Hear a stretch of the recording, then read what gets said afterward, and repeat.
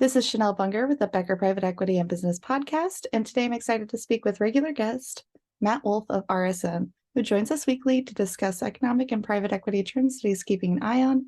Matt, thank you as always for joining me today. Why don't you take it away and tell us about some of the things that you're watching out there?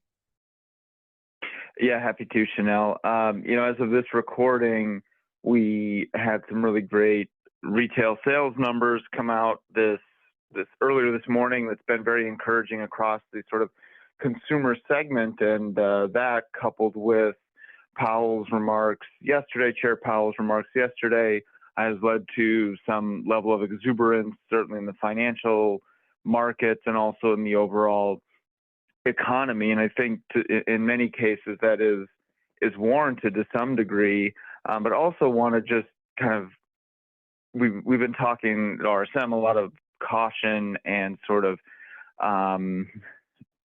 deliberate outlook in terms of what does that mean across the economy, right? Where are the bright spots? Where are maybe the dark spots? And what does this look like going forward? Right now is the time of the year when everybody is sort of offering up their outlooks for 2024 and beyond, and certainly we have our own. But I think the key message that we always try to remind people of, regardless of whether retail sales beats or not, or what the Fed's going to do or not, is that as we enter this era of higher rates for longer, right? We've talked a bunch of times on this podcast about how we're not going to return to kind of a zero interest rate policy environment. And I think now most sponsors, institutional investors, and others kind of understand that.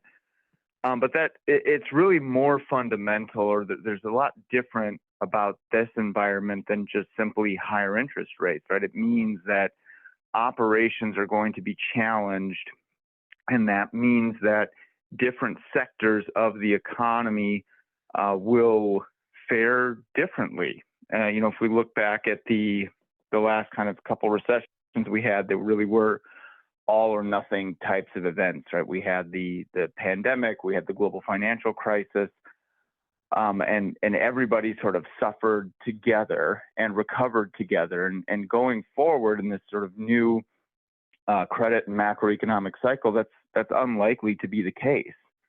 So yes, we had strong retail sales, and that's reason for a lot of excitement. But in certain other sectors, manufacturing or consumer goods focused on maybe lower income individuals, they have different challenges.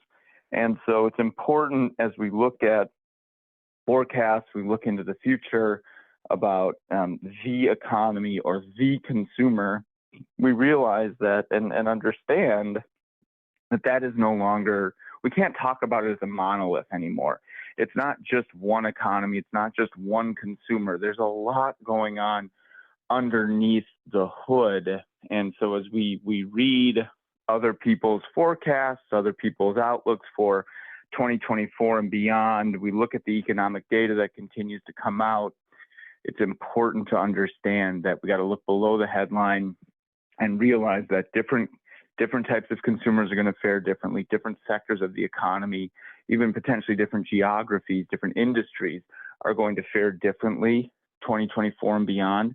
And we really need to dig into the data and understand all of those different nuances, because if we move forward with one outlook for 2024, we're going to find ourselves flat-footed when it comes to making investment and operational decisions. Thank you so much. And was there anything else you wanted to speak on today? This is really, really kind of top of mind. So I'll just say it again and leave it at that. Is there's so much going on underneath the hood, underneath the headlines that we read in the papers, that we see on TV. And as we make those investment and operational decisions, we really need to look below those headlines, below the top line data releases, and understand, okay, core retail sales was this, but what does that mean for me? What does that mean for my businesses and for the customers and consumers that I'm serving? Because it'll be very different for different groups of people going forward, and that wasn't always the case in the past. Well, Matt, thank you as always for keeping us updated on all these trends and for joining me today on the Becker Private Equity and Business Podcast. Thank you. Thank you.